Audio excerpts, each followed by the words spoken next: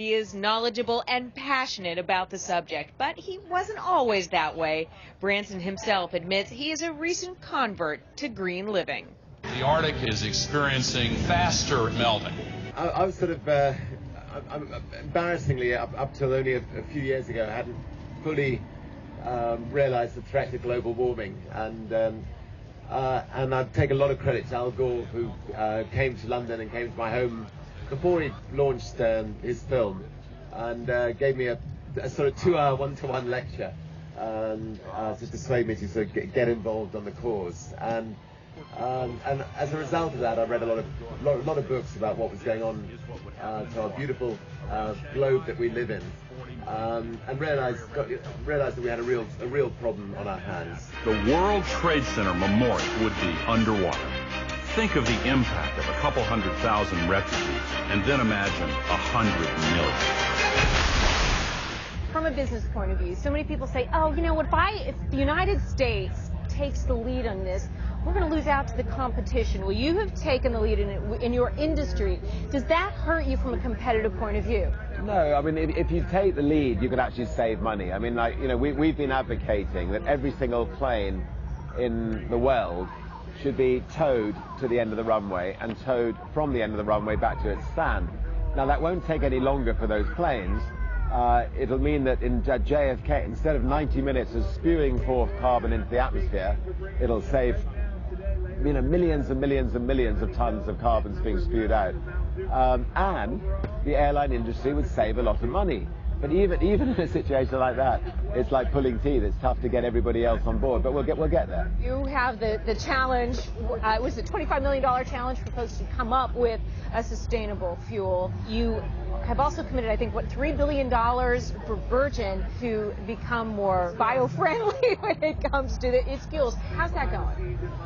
Well, the $3 billion commitment is basically to say that any money to be made from our dirty businesses, our airline businesses, will be invested into trying to find clean fuels for our airline businesses, clean fuels for cars and lorries and buses, and it's progressing well. I mean, we've now got offices in San Francisco, in London, in China, where we've got people trying to develop, you know, better battery power, better solar power, better wind power, and also trying to develop, I mean, in particular, something called cellulosic butanol, which we think could be the fuel of the future.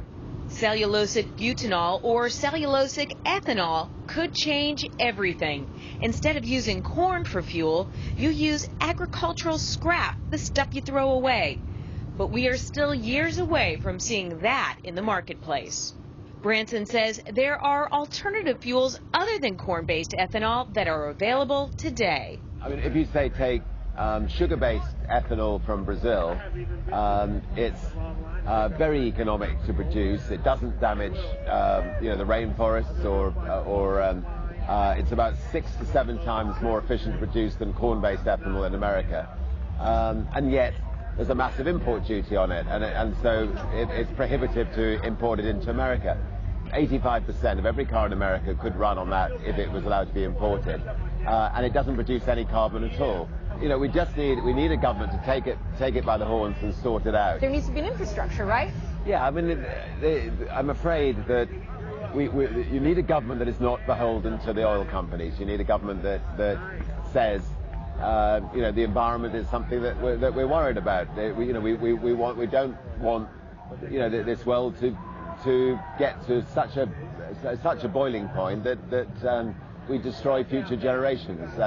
And it won't take much. I mean, like, you know, if we were allowed, for instance, to import sugar into America without an import duty, you could actually sell fuel at the petrol stations at a much lower price than you could sell the dirty fuels we import from the Middle East. You know, likewise, people could also, you know, use ethanol from the corn belt in America. I mean, again, that is better than importing dirty fuels from the Middle East, and so we just, you know, somebody's just got to grasp it and sort it out here. The public's starting to understand.